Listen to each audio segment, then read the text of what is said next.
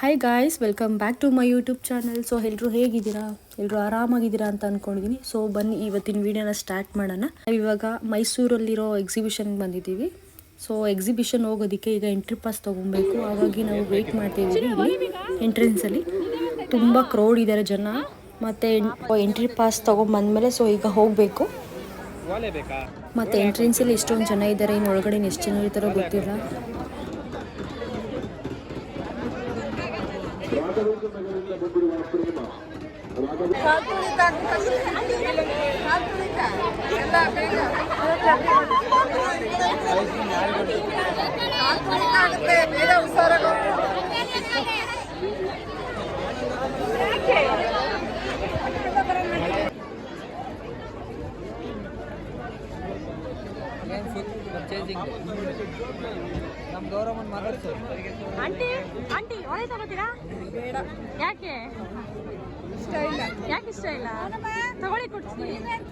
A few moments later.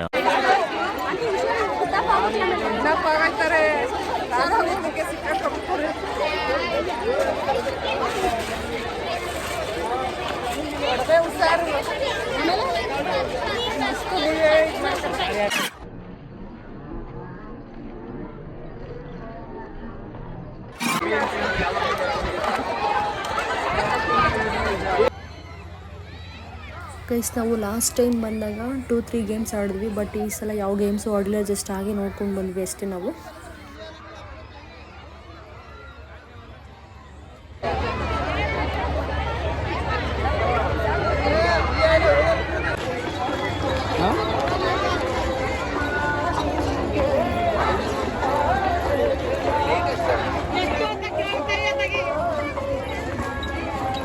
One hour later.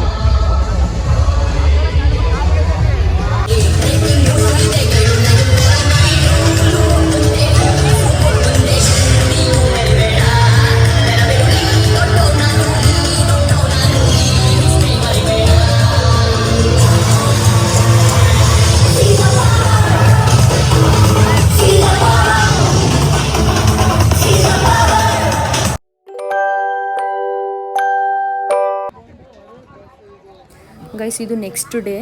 So ಈಗ ನಾವು ಆಹಾರ ಮೇಳಕ್ಕೆ ಬಂದಿದ್ದೀವಿ. ಸೊ ತುಂಬ ಬಿಸಿಲಿದೆ. ನಾವು ಈವ್ನಿಂಗ್ ಆದರೂ ಬರಬೇಕಿತ್ತು. ಬಟ್ ಮಧ್ಯಾಹ್ನ ಬಂದಿದ್ದೀವಿ. ನಿಂತ್ಕೊಳ್ಳೋಕ್ಕೂ ಆಗ್ತಿಲ್ಲ, ಅಷ್ಟು ಬಿಸಿಲಿದೆ ಇಲ್ಲಿ. ಸೊ ಗೈಸ್, ಇವಾಗ ಮಧ್ಯಾಹ್ನ ಆಗಿರೋದ್ರಿಂದ ಊಟ ಮಾಡೋಕ್ಕೆ ಹೋಗ್ತಿದ್ದೀವಿ. ಇಷ್ಟೊಂದು ವೆರೈಟಿ ಹೋಟೆಲ್ ಇದೆ. ಯಾವ ತಿನ್ನಬೇಕೋ ಏನು ಅಂತಲೇ ಗೊತ್ತಿಲ್ಲ. ಅಷ್ಟು ಕನ್ಫ್ಯೂಷನ್ ಆಗ್ತಿದೆ.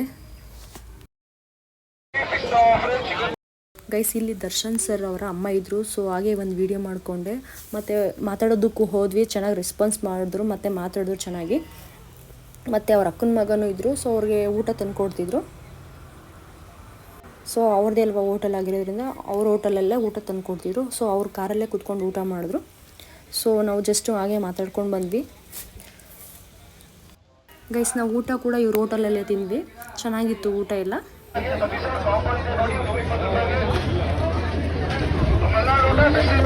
ಗೈಸ್, ಹೋಟೆಲ್ ಹತ್ರ ತುಂಬ ಬಿಸಿಲಿರೋದ್ರಿಂದ ಯಾರೂ ಕೂಡ ಅಲ್ಲಿ ಊಟ ಮಾಡ್ತಿರ್ಲಿಲ್ಲ. ಎಲ್ಲ ಹಾಕ್ಸ್ಕೊಬಂದು ಇಲ್ಲಿ ಕುತ್ಕೊಂಡು ಊಟ ಮಾಡ್ತಿದ್ರು. ನಾವು ಕೂಡ ಹಾಗೇನೆ ಹಾಕ್ಸ್ಕೊಬಂದು ಕುತ್ಕೊಂಡು ಊಟ ಮಾಡಿದ್ವಿ.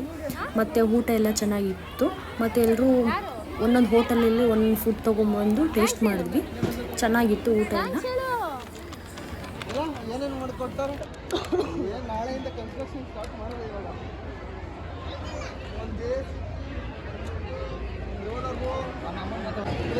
ಆಂಟಿ, ಊಟ ಹೆಂಗಿತ್ತು? ಊಟ ಚೆನ್ನಾಗಿತ್ತು. Chicken fry, mutton fry, biryani, kebab ಎಲ್ಲ ಚೆನ್ನಾಗಿತ್ತು. ಆಮೇಲೆ ಮೈಸೂರು ಪ್ಲೇಸ್ ಎಲ್ಲ ಚೆನ್ನಾಗಿತ್ತು. ದರ್ಶನ ಅಮ್ಮನೂ ಆಟ ಆಡಿದ್ವಿ, ಈಟ್ ಆದ್ವಿ,